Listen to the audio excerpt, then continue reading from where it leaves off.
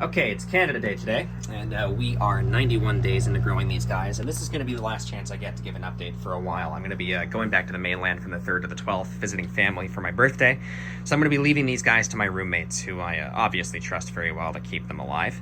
But I'll give a quick little update, just kind of around the board here. So these guys I'll skip, obviously, because they're just the same overcrowded sob story that you usually hear every single week, but I am aware of it, and I'm looking into maybe pruning them down.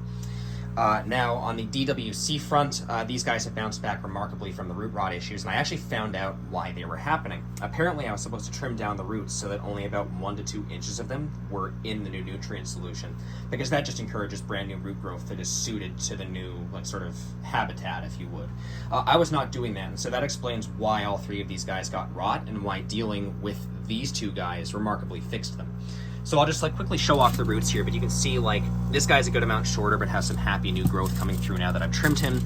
This guy is also pretty happy, and then this guy is also pretty happy. So it's overall a free lesson, because basically in dealing with the rot, I was doing what I should have done in the first place, but it's just a bit of an annoying one. Now moving on to these guys, they're doing pretty well as per usual. A bunch of flowers that are showing up, which is nice, but they're not producing pollen, which has been a little bit strange. And I looked this up, and supposedly this is just normal. Around the 90-day mark, you don't really tend to get very consistent flowers. They just stay for about maybe 1 to 2 days and then fall off. But it is kind of unfortunate, because I am, obviously wanting some peppers to grow on these guys, and they just sort of haven't been playing ball with me. But at the very least, we do seem to be moving in a positive direction. And on that note, this one pepper over here actually did wind up getting some pollen fall down today. So I was able to pollinate this entire plant here, and we'll see what happens with that. But I am kind of hoping it gets more consistent for the rest of these guys, because I would like some of these to turn into actual peppers, make some hot sauce for people, things like that. But overall, I think it's headed in a very positive direction, so we'll just see what happens.